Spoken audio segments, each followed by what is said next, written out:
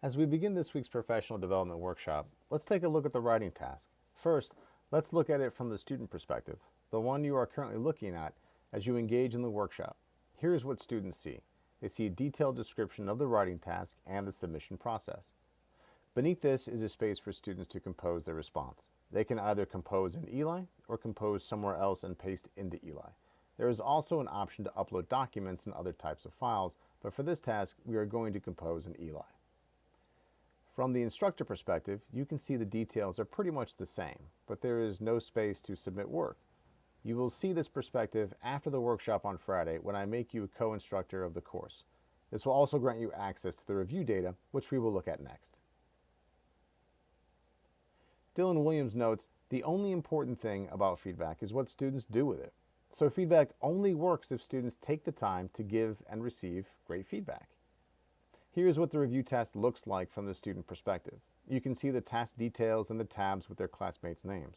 Once they click on the tab, the writing with that classmate will appear. As you can see, there is a long list of requirements for the review task. Try not to overload students with too many tasks without first letting students know what they can expect. It is good practice to show students the review task beforehand so they can see the work they have ahead of them. This will give them the confidence to structure their response so they can give the best feedback possible. In doing so, they will be helping their peers make connections between their work and the feedback they received. Now, let's take a look at the data belonging to your workshop.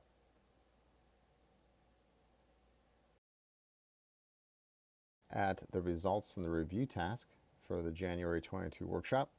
As we scroll down, the writing feedback has been laid out with what will exist on this particular page. You'll see the tallied responses, the trait identification, of which there were 3 prompts, the rating scale, which was 1 prompt, and then a random sample of contextual comments.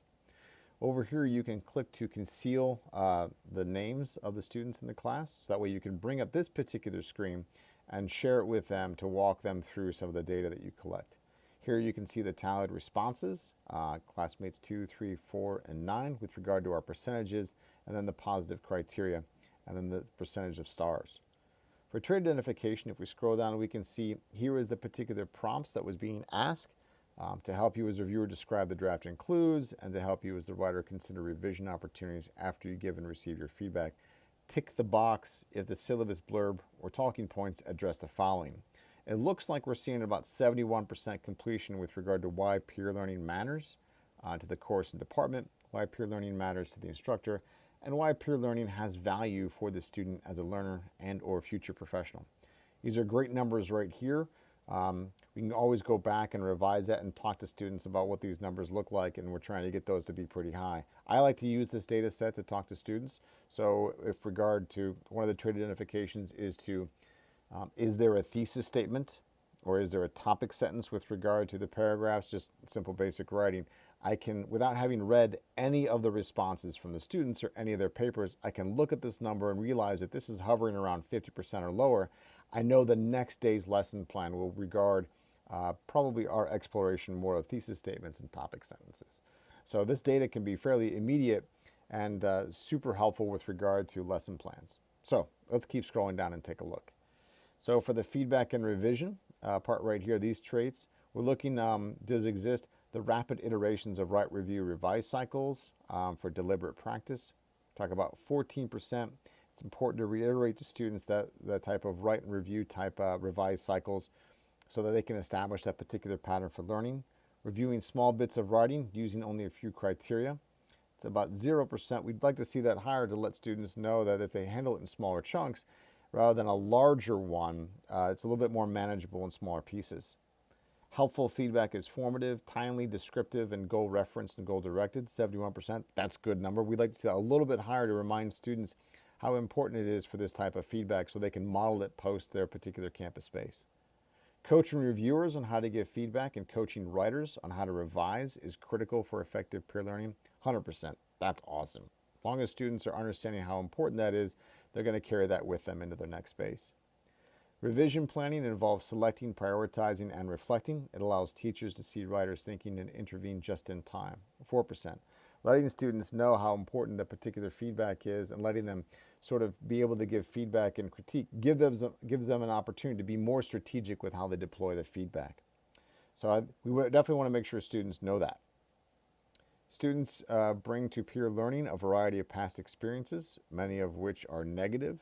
Some of the following negative reactions does the syllabus blurb talking points address: student self-doubt, student resistance, student disengagement, and student cynicism and reciprocity. Some of these discussions might not necessarily exist within the syllabus. This could be a conversation that you have right now when you are presenting this type of data to the class and letting them know. So it might not exist in a textual form, but it can definitely exist in the conversational form.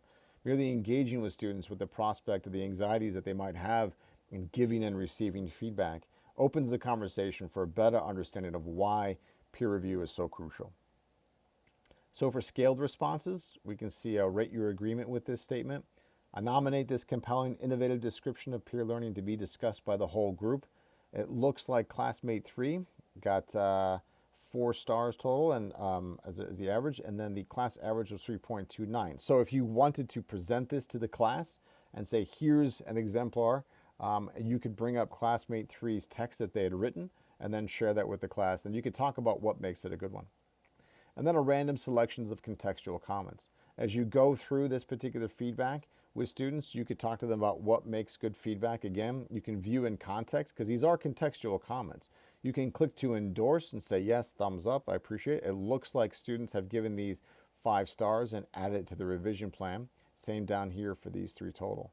This is a great way of having a conversation of why it is important for someone to understand that perhaps their feedback was good, or also perhaps maybe their feedback wasn't as good. Merely replying with something like, I really like your font, is perhaps not the best or most helpful feedback. Students need to know that. Responding with a good structure here gives them an idea to break down what it means to describe, evaluate, and suggest, which is what lots of the videos we've been talking about sort of explore. Well, thank you for completing the review task. Don't forget that your revision report and your final draft are due. The revision report's due this evening and your final draft due tomorrow. If you have any questions or concerns, feel free to reach out. There's my email. Thank you very much for taking this professional development workshop with Eli Review. We'll be adding you all as the instructors to this particular course so you can have access to those modules and look at all the data. Thank you.